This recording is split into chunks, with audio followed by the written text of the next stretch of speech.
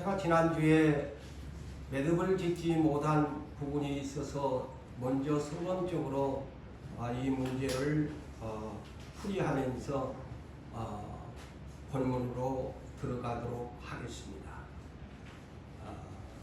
4절 하반절을 보십시오.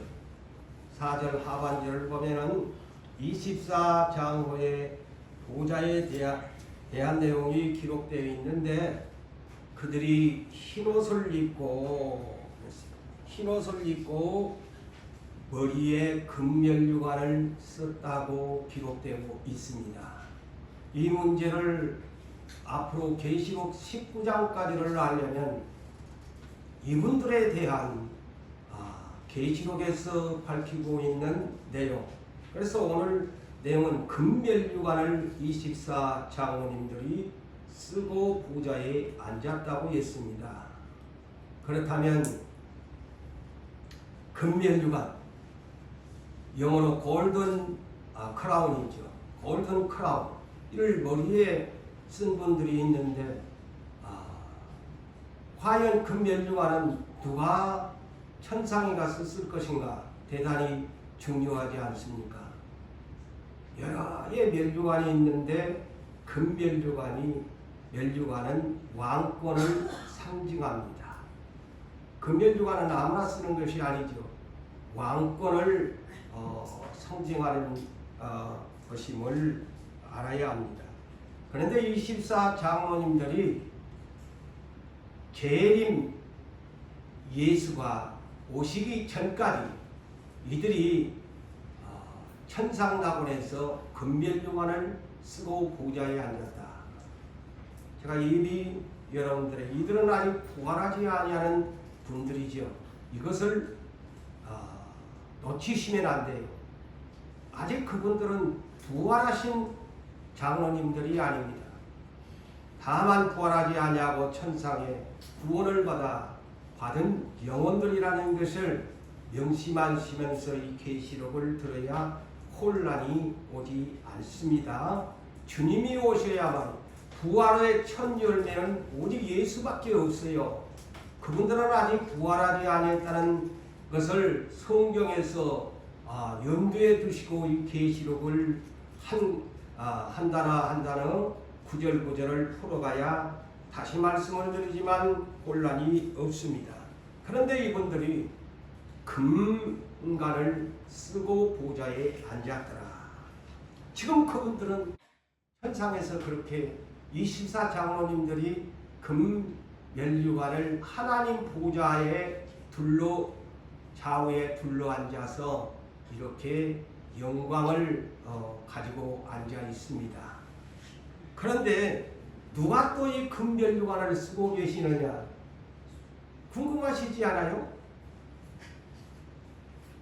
그래서 성경을 많이 알아야 되는 거예요. 계시록 14장 14절을 외우기도 쉽네. 계시록 14장 14절을 보면 이미 부활하신 어린 양께서 흰 구름 위에, 보좌로 표현을 안 했고 흰 구름 위에 앉아 계시는데 그분이 금면류관을 쓰셨더라. 예수님도 금면류관을 쓰셨네. 24장로님들도 보좌에 금면류관을 쓰셨네. 자, 이게 헷갈리는 게 되는 거예요. 자, 그런데 여기에서는 둘이가 버금가는 차이점이 없습니다. 어린 양도 금면류관, 24장로님도 금면류관, 골든 크라운을 쓰고 있다.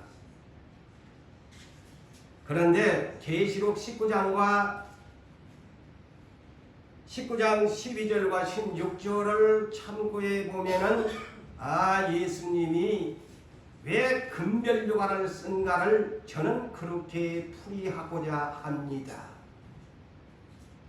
예수님의 눈은 세상에서의 우리 눈처럼 가졌지만 지금 천상에 계시는 예수님의 눈은 일곱의 눈이죠. 그죠? 일곱의 눈이라고 그랬죠. 계시록 5장. 그런데 그 눈동자는 불꽃과 같다 그랬어요. 세상의 육체로 오신 눈과는 전혀 어린 양 예수는 다르십니다. 그런데 그분이 금면류관만 쓰신 줄 알았더니만 많은 면류관을 쓰고 계셨다. 영어로 many crowns, many crowns. 그렇다면 주님은 금면류관뿐 아닌 면류관 중에서 최고의 권위가 있는 것이 금면류관입니다. 그래서 예수님은 many, 영어로 many crowns, 그러니까 많은 면류관을 쓰고 계셨다. 그래서 예수님은 머리에 육관왕의 면류관을 쓰고 계신다. 그를 상징합니다. 자, 성경에 보면은 면류관이 몇 개 있느냐? 6개가 있어요. 6개가 있어요. 가장 먼저는 생명의 면류관이지요. 이는 어떤 시험 가운데서도 죽도록 충성하는 자들에게 주는 충성의 면류관이 생명의 면류관입니다. 시간상 성경은 생략하겠습니다. 그 다음에 여러분이 잘 아는 자랑의 면류관, 전도 잘하여 결실을 많이 맺은 사람들, 자랑의 면류관을 있고요. 그 다음에 썩지 아니할 면류관이 있지요. 썩지 아니할 면류관은 육체의 소욕, 어떤 가운데서도 육체의 소욕을 절제시키는 사람이 받는 겁니다. 그래서 성경 어디나 너희 육체의 소욕을, 너희의 안목의 정욕을, 너희의 탐심을 십자가에 못 박아버려라. 이 모든 것이 뭐냐면은 self control, 절제를 잘하는 사람, 육체의 소욕이 아무리 욕심이 일어나고 불같이 일어나도 성령을 통해서 절제를 시켜버릴 수 있는 사람이 받는 썩지 아니할 면류관이 있습니다. 그래서 세상을 이기는 사람들이죠. 아무리 세상에 유혹이 많아도 셀프 컨트롤을 잘하는 사람은 썩지 아니할 면류관을 받아요. 그 다음에 의의 면류관이죠. 이는 너무나 여러분이 잘 아는 믿음을 지켜서 선한 싸움을 다 싸우고 믿음을 지키는 사람들에게 믿음이 뒤로 물러가지 아니하고 믿음을 지키는 사람들이 받는 의의 면류관, 그의 받는 상이에요. 그 다음에 주의 종으로 부름을 받은 사람, 뭔 면류관일까요? 영광의 면류관. 목사들이, 교육자들이 받는 영광의 면류관. 그리고 마지막 금 면류관이 있습니다. 금 면류관. 그런데 24장로님들이 금 면류관을 최고의 영광과 존귀와 권능을 상징하는 금 면류관을, 그래서 예수께서는 어린 양으로서 금 면류관도 쓰셨을 뿐 아니라 육관왕에, 다시 말씀을 드립니다, many crowns, 많은 면류관을 주님이 쓰고 계신다. 그래서 예수님을 일컬어 만왕의 왕, King of Kings, 왕 중의 왕이라 이 말이죠. 이제 여러분들이 이것을 계시록에서 또 성경에서 면류관이 무엇인가, 계시록에는 분명하게 24장로가 왜 금면류관을 쓰고 앉았나 보자요. 그런 사람들 말에 왕권을 받는다 이거죠. 새 하늘과 새 땅, 새 예루살렘 성이 오픈이 되면은 이런 사람들이 왕권을 가지게 된다는 보상입니다. 최고의 영광의 권위죠. 그래서 이 말씀을 다시 요약한다면 재림 전까지는 아직 부활하지 못한 영혼들이 천상에서 그 중에 이스라엘을 대표하는 12지파와 12사도가 상징하는 24장로님들이 금별료관을 쓰고 지금 천상낙원에 있다. 그런데 재림 후에는 이것이 바뀝니다. 재림 후에는 이제 어린 양이, 지금까지는 성부 하나님께서 어린 양이 오시기까지는 만왕의 왕권을 가지고서 다스리고 계십니다. 그렇지만 재림주가 되시는 어린 양 예수가 백마의 군단을 이끌고 이 땅에 심판하고 오시게 될 때에는 이스라엘의 20장로가 12사도로 축소됩니다. 그 왜 그럴까요? 고린도후서 3장을 보면 저를 풀 수 있었어요. 아무리 모세가 훌륭한 사람이라도 율법시대의 종들과 복음시대를 여는 종들과의 영광의 직분이 다르다고 했습니다. 이거는 성령에서 밝히는 것이니까 고재훈 목사가 오해한다고 하지 마세요. 고린도후서 3장을 잘 읽어보세요. 율법시대의 직분은 정죄의 직분이지만 복음시대를 예수가 오신 후로는 의의 직분, 그 영광이 더 크다고 했습니다. 그래서 이스라엘을 대표하는 왕권은 마태복음 19장, 제가 이미 말씀을 드렸죠. 마태복음 19장 28절에서 30절, 누가복음 22장 27절에서 30절, 내가 영광의 보좌에 앉게 될 때에 너희 12사도를 내가 이스라엘을 심판하며 심판하는 권세의 보좌에 앉게 주겠다. 주님이 약속했잖아요.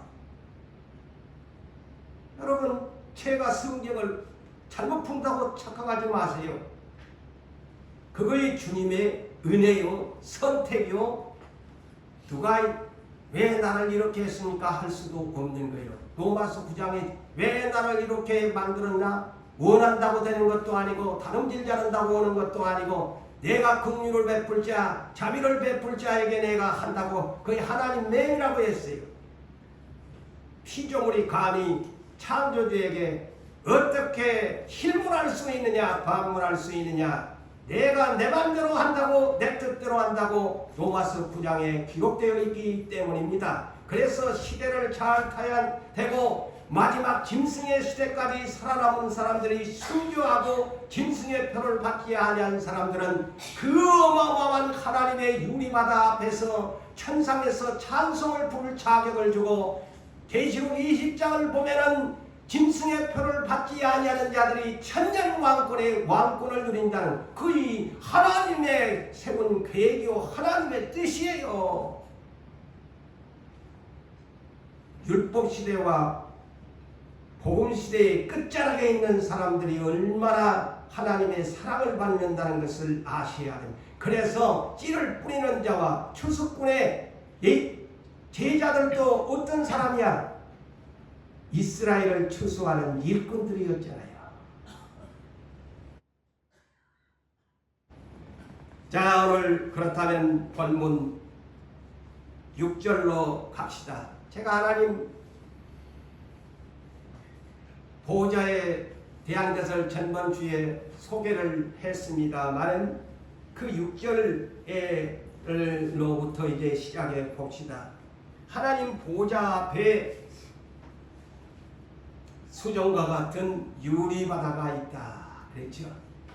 이것은 하나님의 넓고 넓은 마음, 점도 흠도 없는 깨끗한 마음을, 저 천상에는 여러분 계시록 21장 1절에 처음 땅과 처음 하늘, 처음 바다 전혀 없다고 했어요. 여기에 또 바다라고 착각하시면 안 돼. 문자로. 여기는 유리바다라는 것은 하나님 보좌 앞에는 투명하고 깨끗한 수정 같은 유리바다, 하나님의 넓고 넓은 거룩한 마음, 넓고 넓은 바다와 같이 화해와 같은 하나님의 마음을 상징한다고 제가 전번에 언급을 했지요. 자,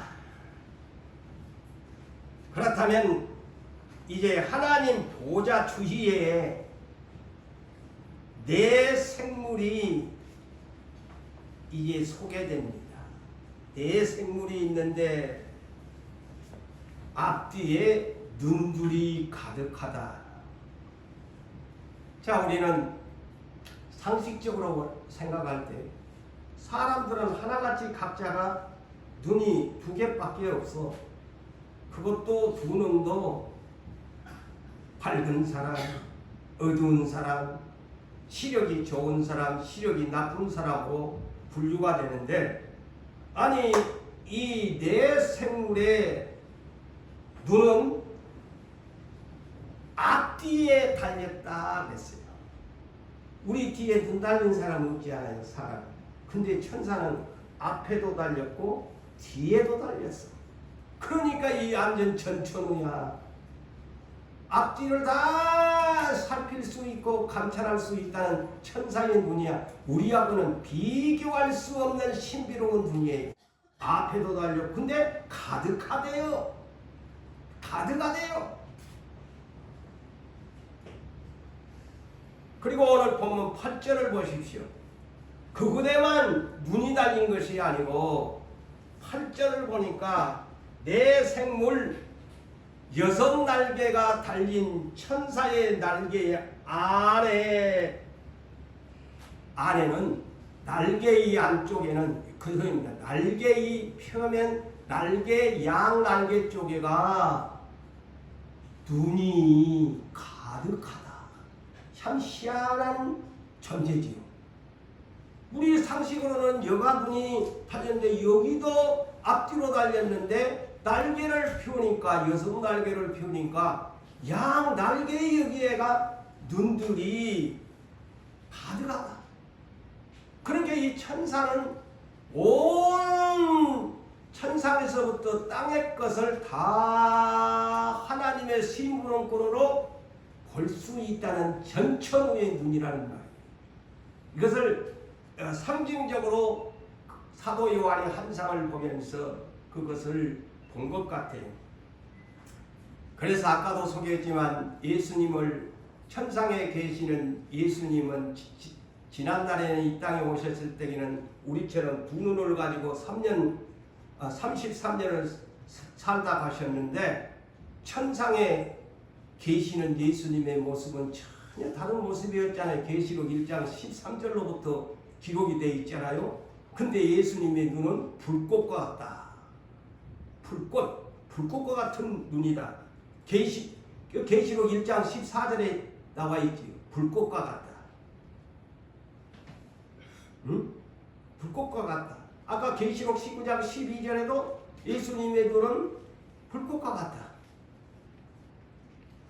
계시록 5장 6절에는 일찍이 죽임을 당하여 부활하신 예수님의 눈은 몇 개냐?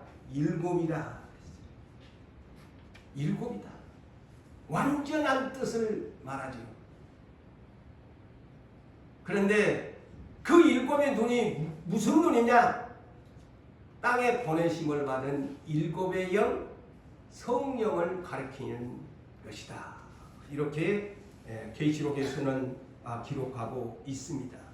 자, 그런데 이 천사들의 네 생물들의 이 눈에 대해서 얘기를 하니까 한마디로 참 신비롭고 참 우리 인간적인 상식으로는 이해할 수 없는 눈들이죠. 앞뒤에 눈들이 가득한데 6날개를 펼칠 때 그 안과 주위에 눈들이 가득했다. 그러니까 막 어디 안 보이는 데가 없이 천사들은 다 보고 있다는 거예요. 그러니까 우리를 하나님이 천사를 보내면 어디 가라고 뭐 어디 가서 어느 나라에 가 공간을 초월해서 와서 지금도 아마 지금 수행을 하고 있을 거예요. 이 천사들이 와서. 그런데 여기에 7절을 보십시오. 이 네 생물들, 근데 왜 천사라고 안 하고 생물들이라고 했을까? 그러지 않아요? 왜 네 천사들 하면 좋을 텐데 왜 생물들이라고 했나? 우리가 생물들을 흔히 뭐라고 합니까? 이 땅에 살아 움직이는 사람으로부터 시작해서 모든 동식물에 이르기까지 이들을 일컬어 생물이라고 표현합니다. 그렇죠? 그런데 여기에 네 천사를 네 생물이라고 표현하는 것은 저는 이렇게 생각해 봤어요. 여기에 네 가지의 형상을 소개하잖아요. 땅에 있는 모양으로 묘사를 합니다. 그러죠? 사자 같다. 사람과 같다. 송아지 내지는 소와 같다. 독수리같이 그 얼굴이 생겼다. 그래서 네 생물이라고 하는 거예요. 네 천사들이라고 하면 나올 텐데 네 생물이라는 이유는 사도 요한의 환상을 보니까 천사들의 모습이 온이 땅에서 보았던 그 얼굴의 모습들이 사자의 얼굴과 같고 사람의 얼굴과 같고 독수리의 얼굴과 같고 송아지의 얼굴과 같더라. 그래서 네 생물로 사도 요한이 기록하는 것으로 저는 그렇게 보고 있습니다. 땅에서 보았던 다 일컬어 동물들의 형상이잖아요. 그렇죠? 이 땅에 있는 모든 인간을 비롯한 동물들의 모습이잖아요. 그렇다면 이 문제를 계시록 이 7절에 4장 7절에서만 풀려면 계시 에스겔 1장으로 가야만이 더 재미지게 풀어집니다. 에스겔 구약 에스겔 1장 5절로 28절까지의 내용을 시간상 중요한 복음만 여러분들에게 이 천사의 세계의 모습을 소개하려고 합니다. 그러면은 이 본문 7절에 대한 것을 더 구체적으로 이해할 수가 있습니다. 자, 에스겔은 누굽니까? 에스겔서 1장을 보면 이 양반은 에레미야 선지자가 너그 항복해야 산대 핍박을 받으면서도 했잖아요. 그래서 이 양반도 에스겔도 바벨론으로 포로로 끌려간 사람인데 이 양반의 직책이 뭐였냐? 에스겔 1장 3절에 제사장이라고 나옵니다. 제사장 겸 선지자로 등극을 시킨 하나님의 종이죠. 이 사람이 사도 요한처럼 이스라엘 유대 땅에서 환상을 본 것이 아니고 남의 나라에 가서 환상을 보고, 사도 요한도 자기 이스라엘에서 환상을 본 것이 아니고 오늘날 터키 지중해 작은 섬 너무나라의 유배로 끌려가 가지고 너무나라의 땅에서 봤어요. 다 그러니까 이 성경에 보니까 은혜를 받은, 모세도 그러잖아. 다 세상 말로 자기 본국에서 은혜를 받은 것이 아니고 남의 나라에 끌려가 가지고 고생하면서 하나님 만나지 않아요. 다 특이한 점이 그렇디다. 내가 이 성경을 보니 에스겔도 타국에 갔어. 사도 요한도 타국에 갔어. 모세도 미디안에서 시내산에서 부를 때 그 너무나라 땅에서 하나님 부르잖아요. 그 이스라엘 자기가 어디 자기 고국 땅에서 있는 거 어머니 아버지 곁에서 민족들과 함께 있을 때도 아니잖아요.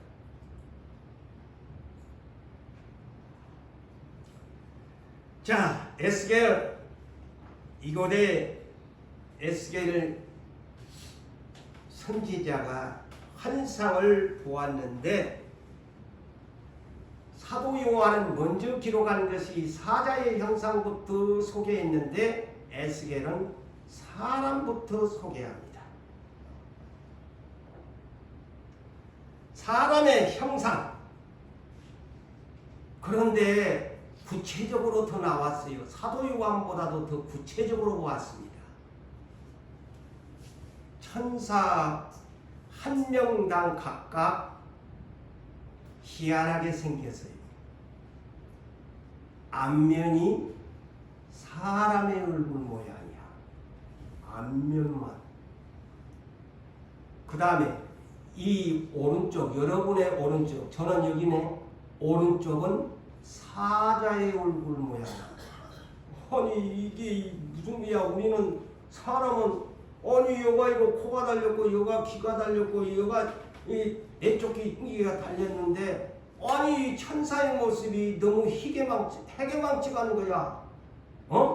앞면은 사람의 모양의 얼굴이야.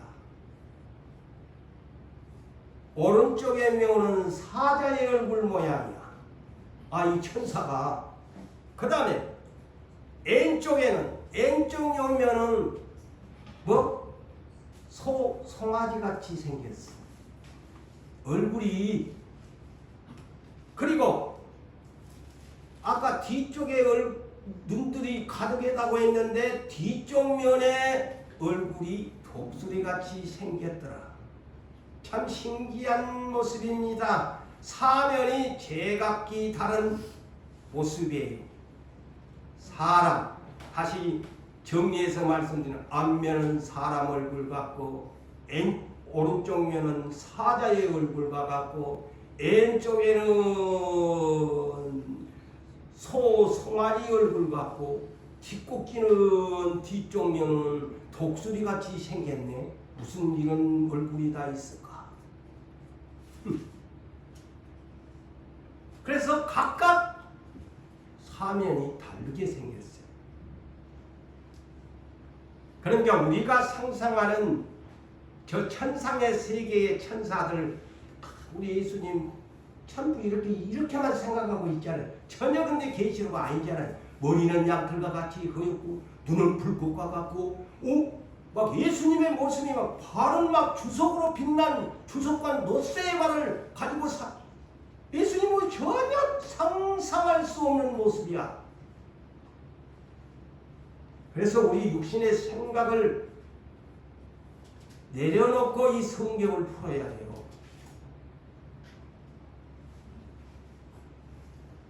사람의 얼굴과 현재 우리의 이 모습과는 천상에 있는 스랍천사 날개가 2개만 달려도 신기한데 6개가 달렸다니 이게 참 희한하다 할 수밖에 없잖아요. 어떻게 날개가 6개가 달려 양쪽에.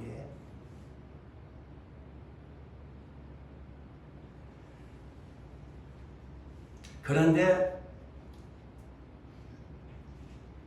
한 가지 사도 요한과 에스겔 선지자의 환상에 약간의 차이점이 있는 것이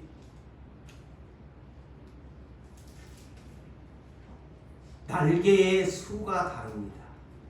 그것만 달라요. 그런데 성경 구약시대부터 이렇게 훑어보면 자 에스겔 28장을 보면은 타락한 천사 이 루시퍼 그를 그룹천사라고 합니다. 그룹천사. 에덴 동산 지기 그를 그룹천사라고 하지요. 날개가 4개입니다. 그리고 성소의 성막이나 예루살렘 성전에 그림을 그려놓을 때 휘장 안쪽에 4개 달린 그룹천사의 모양을 그려놨습니다. 그래서 천사도 6개가 최고의 지위의 계급이고 그 다음에 높은 것이 그룹천사, 날개가 4개 달린. 그래서 에스겔 선지자는 서랍천사라고 아닌 날개가 4개 달렸는데 뭐라고요? 2개는 날고 2개는 몸을 가렸더라. 자, 이사야 6장을 여러분 잘 아시죠?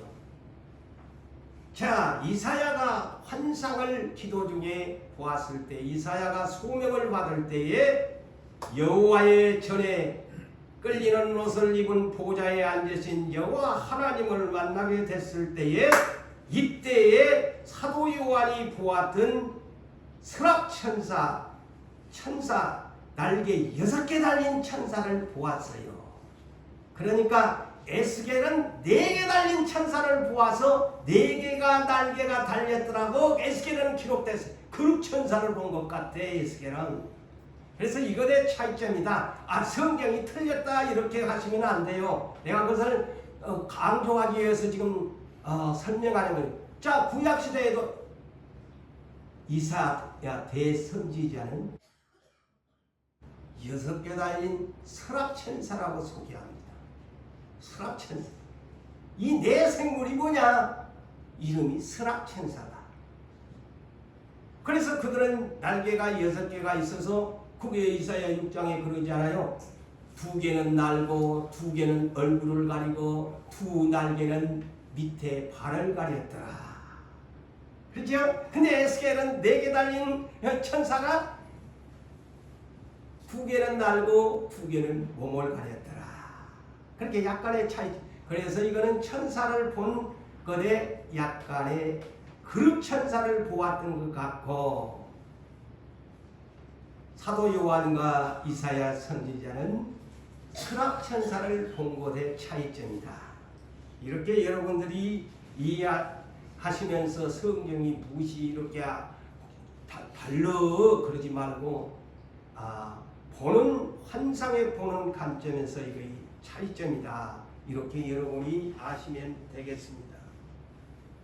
그런데 에스겔은 또 이런 데는 더 자세하게 기록한 것 같아. 에스겔 선지자. 자, 그런데 천사의 모습을 방금도 사면의 얼굴이 다른, 똑같이 아까 것처럼 막 소도 있고 소의 얼굴, 사람의 얼굴, 독수리의 얼굴, 사자의 얼굴 같은데 천사가 서 있는 모습을 보았어. 근데 사도 요한은 그런 것이 전혀 없잖아요. 간단명료하게 네 생물이 되는데 다리를 쭉 뻗고 이 천사가 서 있는데 다리가 곧더라. 똑바로 서 있다는 거예요. 다리가 똑바로 힘있게 서 있다. 그런데 천사의 발바닥까지 봤네. 이거 굉장히 보여주니까 환상이라도 바꿔지. 어떻게 이거 두들러 보기 전에는 발바닥을 볼 수가 없는데, 여러분도 여러분 자신 앉아가지고 내 발바닥을 이나 보지 서보면 안 보이잖아. 그런데 발바닥을 보니까 송아지 소 발바닥 같이 생겼다. 이것이 뭘까? 다리는 곱게 소다리 같이. 저는 그래서 이거를 연상을 일하는 소처럼 천사가 다리가 곱게 쫙 힘있게 서 있고 발바닥을 보니까 이게 연결하는 게 그래. 발바닥은 소처럼 일하기 위해서 발바닥이, 그런데 광낸 발바닥이 주석과 같이 빛나더라. 계시록 1장 15절에 예수님의 발을, 천상에 예수님의 발이 풀무불에 연달한 주석 같더라. 자, 천상에 있는 예수님의 발이나 이 천사의 발이 똑같아. 주석 같더라. 광이 난 주석 같더라. 그런 게 이 발 앞에 짓이겨 버리면 못 살아. 포도를 짓이겨, 계시록 앞으로 14장 15장을 보면 발로 짓이겨 버린다 그러잖아요. 그래서 이 주석이라는 말을 돛새로 표현한 겁니다. 강한 다리, 발바닥이 송아지같이 열심히 일하는 천사들의 모습, 광이 반짝반짝 빛난 주석과 같은 발을 가진 천사들이다. 그리고 그 사방 날개 밑에는 어머나 뭐가 달려? 아까 날개 안에는 눈들이 가득하다고 했는데 자 이제 이해가 돼. 아 천사도 손이 있구나. 천사가 날개가 이 뒤쪽에가 있으면 여기에도 나와. 그 사방 날개 밑에는 각각 사람의 손이 있더라. 사람의 손이 달렸어 천사가.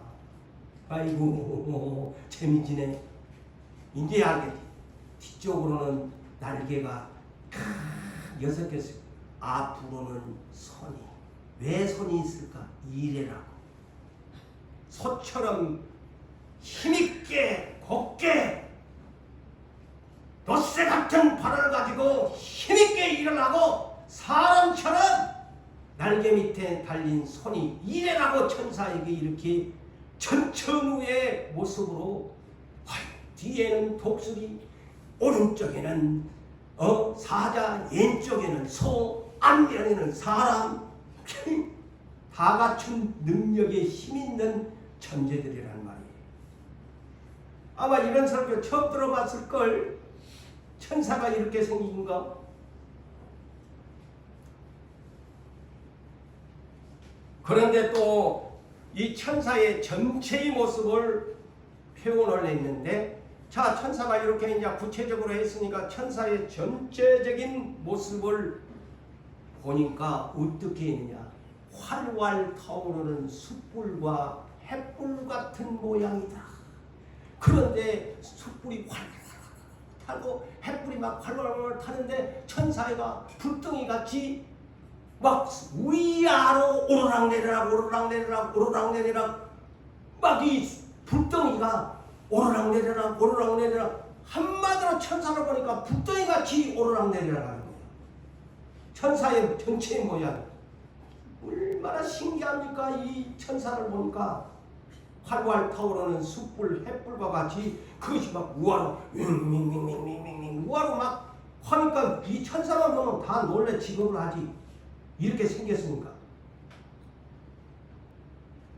공중에는 날개가 있어서 날개로 날아다니고 그러면 천사가 땅에는 어떻게 달릴까? 자동차처럼. 그래서 자동차가 나왔는가 봐. 천사가 바퀴가 달렸대. 그래서 자동차가 만들어진 것이나 비행기나 이 성경에서 나오는 이 어떤 계시가 아닌가. 물론 오늘날 지상에 있는 사람은 그렇게는 안 하겠지만 천사가 땅에서는 그러면 어떻게 다니냐. 영으로 이끌림을 받는데 바퀴가 달렸다. 세상에나 응? 바퀴가 달렸대. 천상에 바퀴가 달린 자동차 같은 비행기 같은 것이 천사야.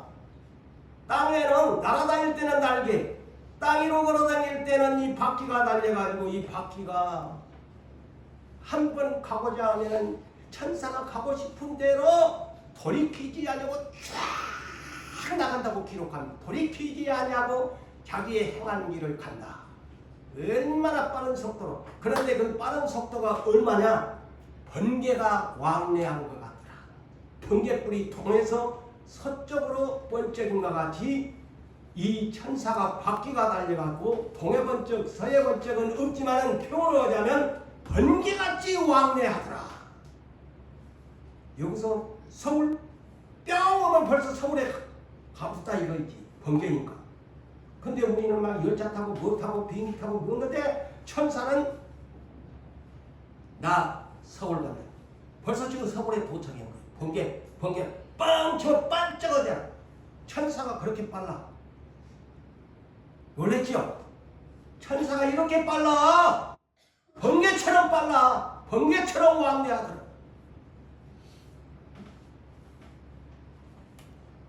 그런데 저 마귀놈이 얼마나 그랬니까. 그런 천사가 타락을 했으니 우리를 갖고 놀지요. 그까짓 놈 우리 마음속에 번개불같이 번쩍 들어갔다 나갔다 들어갔다 들어갔다 들어갔다 번쩍 누구 저까지가 내가 막 그라운드로 만들어 버릴 거야. 들어갔다 나왔다 들어갔다 나왔다 들어갔다 나왔다 주물렀다 나왔다 하나님이 만든 작품이라서 아직 불구덩이 안 들어가다 보니까 마귀놈이 그런 영이라서 땅에서도 그렇게 막 번개처럼 왔다가 갔다가 공중에도 왔다 갔다 갔다가 지금 마귀가 그런다니까. 그런데 왜 이렇게 사도 요한의 환상에서는 내 생물들을 6개 달린 이 날개를 달린 스랍 천사들을 내 생물들이라고 했을까? 응? 왜 내 생물들이라고 했을까?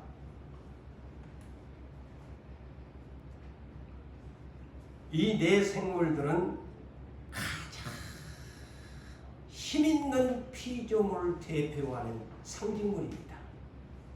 이 땅에서 가장 힘있는 으뜸되는 피조물이 네 가지입니다. 천상에서도 그런 천사들이 이렇게 힘있는 하나님의 피조물들이 있고 땅에서도 이렇게 힘있는 피조물이 있다는 것을 우리에게 상징적으로 묘사해 주고 있습니다. 자,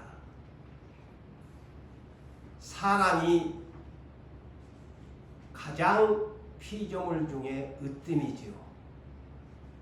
네, 창세기 1장 26절에 이하에 보면 하나님의 형상대로 지음을 받아가지고 바다나 땅이나 공중에 있는 모든 것들을 사람에게 다스리라 임해줬으니 사람은 하나님의 형상을 닮은 만물의 영장 으뜸이지요. 그래서 안면은 사람이에요. 그래서 천사의 모습도 그렇게 사도 요한이 환상 중에 보입니다. 다음에 왜 오른쪽 면은 사자일까요? 오른쪽 힘입니다. 동물의 왕 사자입니다. 육식동물의 넘버원입니다. 이를 일컬어 맹수라고 하고 용맹스러운 짐승을 대표하는 것이 사자라고 이 지상에서도 뭐 호랑이냐 하지만은 그래도 라이온을 킹이라고 하지. 그것을 상징하는 내용입니다. 그 다음에 왜 본문에는 송아지인데 에스겔에는 소로 나옵니다. 내지는 황소로 여러분들이 이해하시면 됩니다.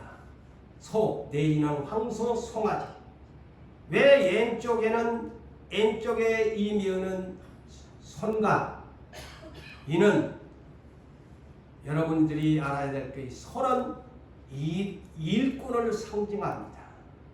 일꾼을 상징하는데 레위기 11장 1절로 보면은 가장 율법에서 구별되게 거룩하게 부정하지 아니하는 먹을거리가 이 소입니다. 으뜸이죠. 굽이 갈라져 쪽발이 되고 되새김질을 하는 짐승만이 하나님 앞 정결한 먹을 수 있고 제물이 됩니다. 레위기 1장도 참 아세요. 소나 양이나 비둘기나 염소나 하나님께 제물로 드려질 제사용으로 드려질 으뜸이 송아지입니다. 그리고 이 소는 가장 헌신을 상징하지. 주인을 위해서 가죽도 고기도 세상 말로 쇠가 빠지게 일하다가 주인이 잡아먹고 가죽까지 다 남겨주고 가는 것이 소입니다. 그래서 이 천사도 소와 같이 일하는 모습을 사자같이 윙윙거리면서 용맹스럽게 일하는 것이고, 그 다음에 독수리. 뒤쪽에는 독수리의 모습인데 이는 하늘을 대표하는 왕이죠. 공중의 왕이죠. 네? 공중의 왕.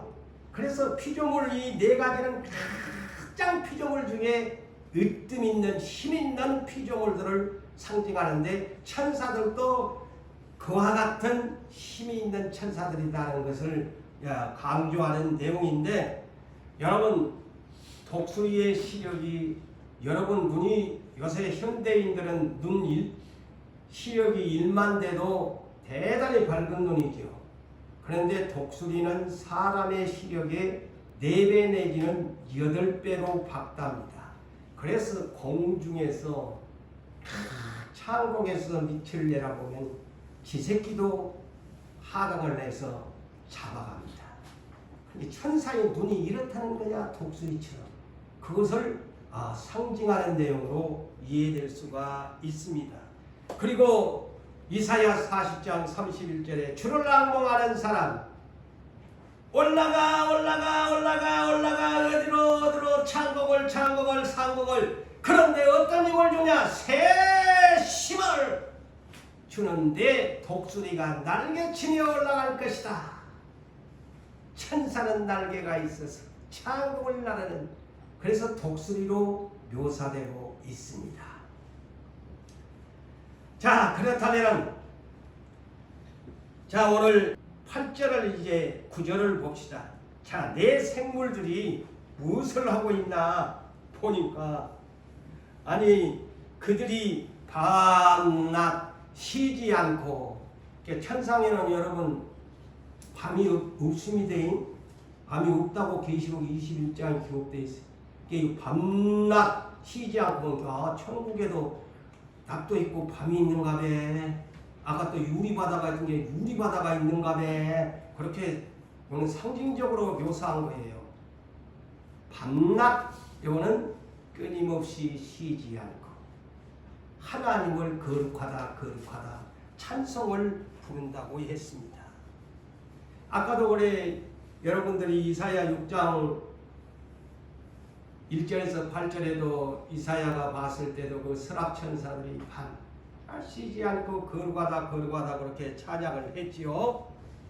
자 오늘 본문 9절을 보세요. 그 생물들이 보좌에 앉아 세세토록 살아계신 하나님에게 영광과 존귀와 감사로 찬양을 쉬지 않고 한다. 자, 천상에 가면 이렇게 하나님께 예배드려야 돼요. 그 다음에 여기서 그러면 이 네 생물들의 스랍천사의 지위는 이렇게 하나님 보좌 앞에서 찬양하는 밤낮 쉬지 않냐고 찬양만 하나 아닙니다. 여기만 보면 그렇게 막 찬양만 맨날 한가be 제가 한 가지를 찾았어. 계시록 15장 참고하세요. 6절과 7절에 보면 이 스랍천사들이 얼마나 높은 계급인지를 알 수 있습니다. 자, 계시록에서 듀비를 여기에 나오더라고. 내가 뒤적뒤적한 거. 이 스랍천사의 지위가 얼마나 높나? 이들이 옷을 입고 있었는데 아까는 막 희한한 모습인데 옷을 입었는데 맑고 빛난 세마포의 옷을 입고 가슴에 금띠를 띠었다. 자, 가슴에 금띠를 띈 분이 누구야? 계시록 1장 13절에 천상에 있는 예수님이 가슴에 금띠를 띠고 계신다고 그랬어요. 이야, 이 거의 버금가는 지위요. 이 스랍천사 지중 최고요. 가슴에 금띠, 예수님도 금띠를 띠고 있었다고 그랬어요. 그러나 나중에 예수님은 재림 후는 만왕의 왕이 되죠. 그런데 예수님 지금은 금띠를 띠고 계셔. 천상에 누가 금띠를 띠고 있나? 가슴에 설악천사가 띠고 있어. 엄청난 권이죠. 응? 그러면서 이들이 금띠만 띠고 있나? 재앙을 내릴 때에, 천사들을 명령할 때에 이 사람들이 하나님의 비서실장들이야. 비서실장이라는 것은 내가 보탠 말이고, 왜? 재앙들을 내릴 때에 금대접을 가져다가 천사들에게 나눠주는 천사가 바로 가슴에 금띠를 띤 이 설악천사들이야. 내 생물들이라고 기록하고 있네요. 최고의 높은 천사들. 이제 아셨죠? 금띠를 띤 천사들. 그리고 오늘 마지막으로 24장로. 이들이 뭐하고 있나? 주님이 오실 때까지 천상에서 그 영혼들이 24장로 보좌에 앉아 금별류관을 쓰신 분들이 오늘 10절과 11절에 보세요. 장로들이 보좌에 앉으신 하나님 앞에 엎드려 뭐하고 있나? 세세토록 살아계신 하나님에게 경배하고 엎드린다고 그랬어요. 우리는 편하게 그냥 예배드리시구만. 금별류관 쓰신 분들이 하나님 보좌 앞에 엎드려서 경배를 하고 자기의 금별류관을 벗어가지고 하나님 앞에 드린다. 그러면서 그들이 이렇게 노래를 합니다. 우리 주 하나님이여 영광과 존귀와 권능을 받으시기를 합당하오니 주께서 만물을 지으신지라 만물이 주의 뜻대로 있었고 또 지으심을 받았나이다. 날개 6개 달린 천사들이 이토록 찬양하며 경배한 것처럼 24장로들도 이렇게 하였더라. 그런데 금별류관을 벗어드렸다. 저는 이렇게 해석을 합니다. 아무리 그들이 왕권을 가진 금별류관을 썼어도 하나님 보좌 앞에 엎드려서 경배하면서 금관을 벗어서 하나님 앞에 드리면서 오직 영광을 받으실 분은, 그래서 이 단어가 영광과 존귀와 권능 그랬어요. 표현이 이 세 단어가 영광과 존귀와 권능이 우리에게 있는 것이 아닌 오직 하나님 한 분밖에 없나이다 하면서 엎드려 찬양하는 모습을 볼 수 있습니다. 금관을 벗어서 드렸다. 그러면 예수님도 빌립보서 2장 5절 8절에 자기를 비어가지고 사람의 모습으로 모양으로 십자가에 죽으신 그분, 그 이름 세상 뛰어난 이름을 주셨는데, 아까도 오늘 육관왕에 많은 면류관을 금강까지 쓰신 분이신데, 이분이 24장로도 금관을 벗어서 하나님 앞에 드렸다고 했는데, 금관을 부렸다고 했어요. 내놓았다는 겁니다. 당신만이 왕이십니다 하고 하나님, 예수님도 언제 성경에 있어요. 예수님도 고린도전서 15장 24절을 보면은 천년왕국 모든 심판을, 백보자의 심판을 끝내고 모든 통치와 권세자들을 멸하고 나서 저 원수 마귀까지 다 멸절시키고 나서 아버지께 나라를 바칠 때가 온다. 예수님도 당신의 신부들 다 보상 끝나고 천년의 모든 것이 끝나고 나면 아버지, 내가 천년 동안 왕권을 가졌으니 이제 다 끝났습니다. 다시 아버지 앞에 하나님의 나라를 바칩니다. 고린도전서 15장 24절에 이 24장으로도 주님 오시면 왕권을 금멸관을 반납합니다. 아시겠어요? 이 계시록의 비밀이 그래서 전 재림 후의 왕권과 재림 후의 왕권, 예수님의 재림 후의 왕권, 천년이 끝나면 다시 아버지께로 그 왕권이 돌아갑니다. 이것이 계시록의 핵심입니다. 사랑하는 성도 여러분들이여, 우리는 이 시대에 깨끗하고 오는 빛난 세마포의 옷을 신랑에게 허락받아야 됩니다. 그가 계시는 우리들의 옳은 행실, 신부의 옷을 준비하시고 준비하시는 여러분 되시기를 주의 이름으로 축복합니다.